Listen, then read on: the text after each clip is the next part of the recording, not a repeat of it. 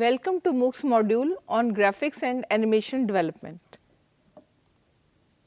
Outline of the contents to be covered in this topic are color theory, color models for images, additional contents like primary, secondary, composite and tertiary colors, device dependent and device independent color models, additive and subtractive colors, RGB and CMYK color models, and certain limitations of RGB and CMYK color model.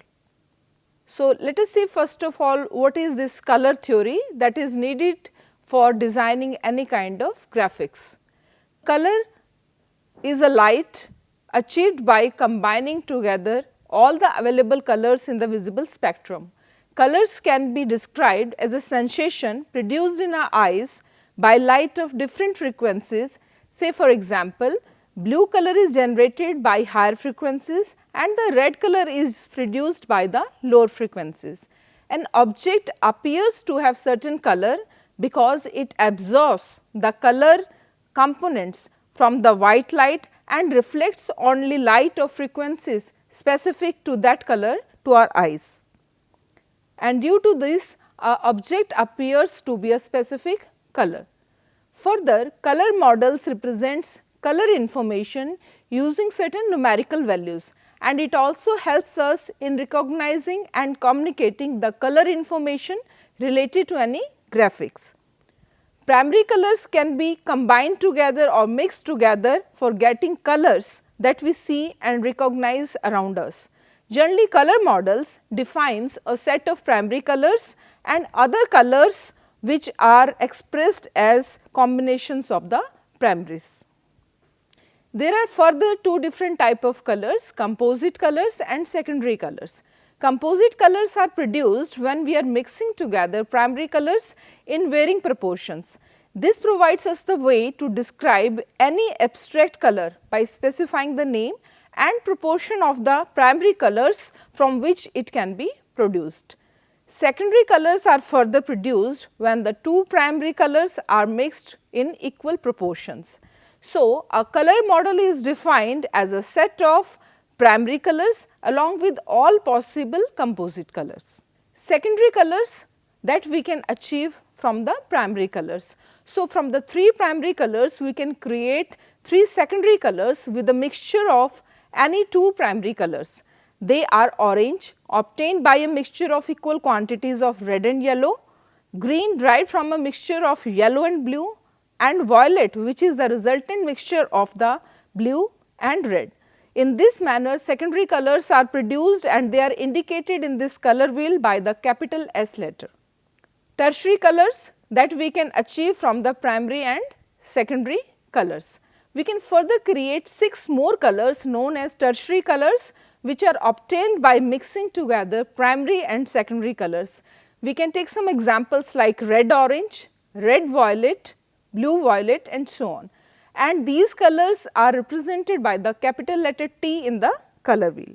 There are two type of color models which we generally make use of while designing any specific graphics: device dependent color models and device independent color models. These models, which are generally referred as device dependent color models, make use of colors that are dependent on the physical properties of devices which generates them.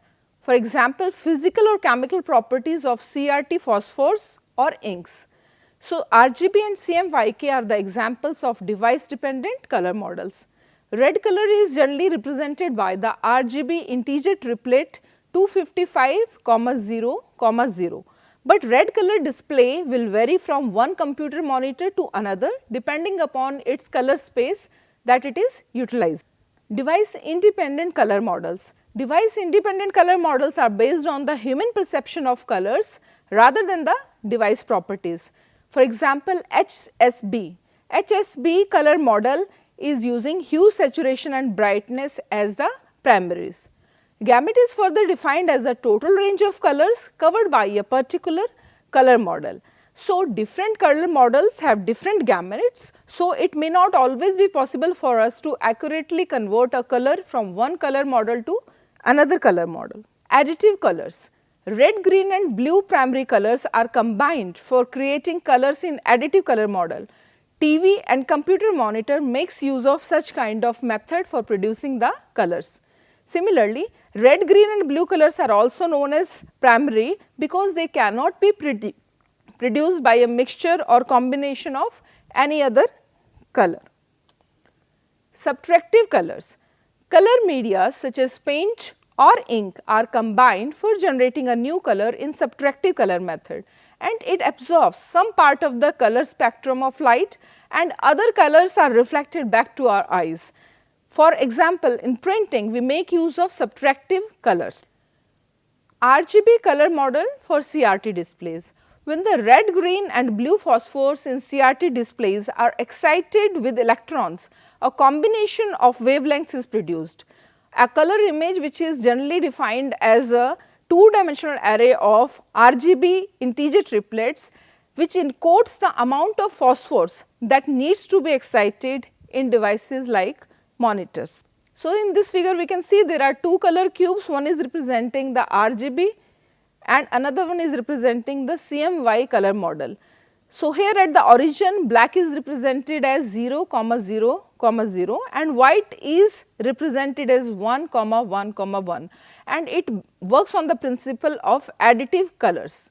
Similarly, in the second figure we are having CMY color cube and it is a reverse of this. At the origin we are having white as representation by 0, 0, 0 and opposite to this we are having the coordinate representing the black color which we are getting by mixing cyan, magenta and yellow as 1, 1, 1. So, it works on the subtractive colors. From these two figures also we can understand that how additive and subtractive color principle works for generating the colors. CMY color model for images. In CMY model, CMY stands for cyan, magenta and yellow, referred as complementary colors of RGB, and these can be used as subtractive primaries. This model is quite popular for printing devices in which the color pigments on the paper absorb certain colors. Further, in CMYK color model, K stands for black, which is used for printing and it is used to produce darker black as compared to the black color produced by the CMY color model colors. So, we are having certain limitations also that works with CMYK and RGB color models.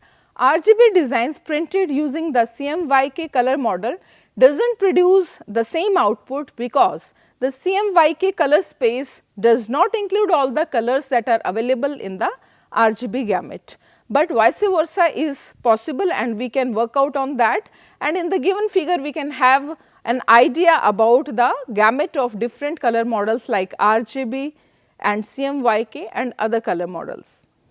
So, in this session we have covered the basic color models that are generally used for designing any graphics, and we will have to make an appropriate choice depending upon the type of application that we are going to design, whether it is for print mode or it is for the online mode. Accordingly, we can suitably make use of the color models and we need to understand the principles of color theory.